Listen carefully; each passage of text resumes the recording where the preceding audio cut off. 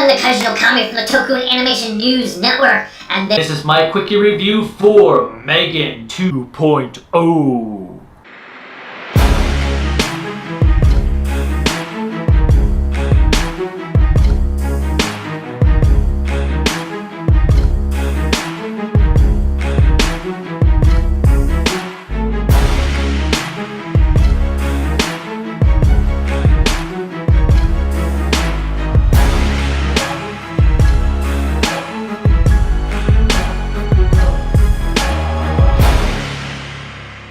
Remember to click like, subscribe, the bell notification, and whatever else YouTube has you clicking on to support us. We know. Megan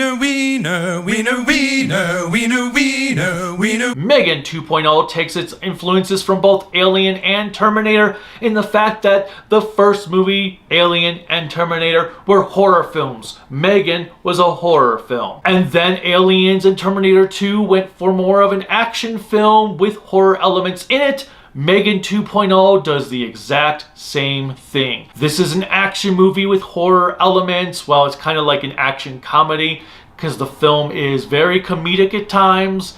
It's like it's self-aware of itself, of exactly what's going on, and just rolls with it. And the movie is all the better for it. Basically, it starts off a couple of years after the previous entry, where Megan has returned and needs to be given a new body to protect Katie and her aunt, which is her adoptive mother, along with her aunt's assistants. They run their own company that they started after they had quit their previous job from the first movie because of all the crap that went down, and they're kind of failing. There's this new AI who ends up being similar to Megan, but is going rogue from the orders that the FBI has given it. So they're kind of like crapping themselves like, oh man, what are we going to do? I know, let's just harass this lady and see if we can make her work for us. And well, Megan returns, gets a body, a bit taller. There's some really good banter going on. Megan actually kind of reminds me a bit of GLaDOS from the Portal series in this one. I don't know why, she just kind of does. And it's all the better for it. However, I will say that the plotting of this movie is a bit of a mess. The pacing is a little awkward at times because as much as I was having fun, there were also parts I was like, ugh, if I stop to think about this, this is so stupid. Or, oh my god, that does not work. That does not work.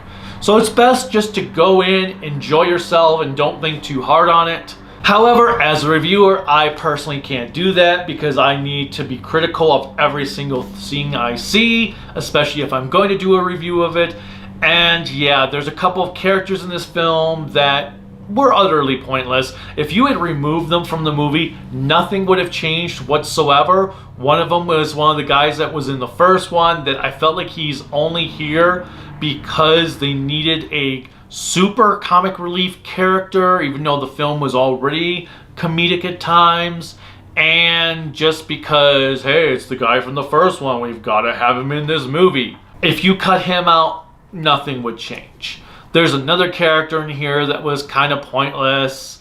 There's this like plot twist that was kind of easy to see coming. You're like, yeah, that's not exactly original. However, it was still entertaining and is definitely worth a one-time watch. The music is quite good to the film. There's this really weird scene where Megan starts singing that was just awkward. I don't know what she was supposed to be singing, but whatever. Overall, I did have a good time.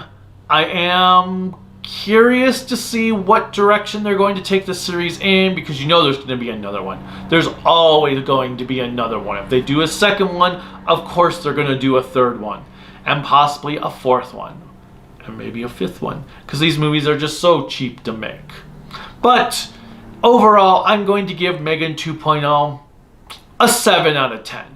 It was a good time. It's nowhere near as good as the first one. It's uneven in areas, but it was, again, enjoyable. I was entertained.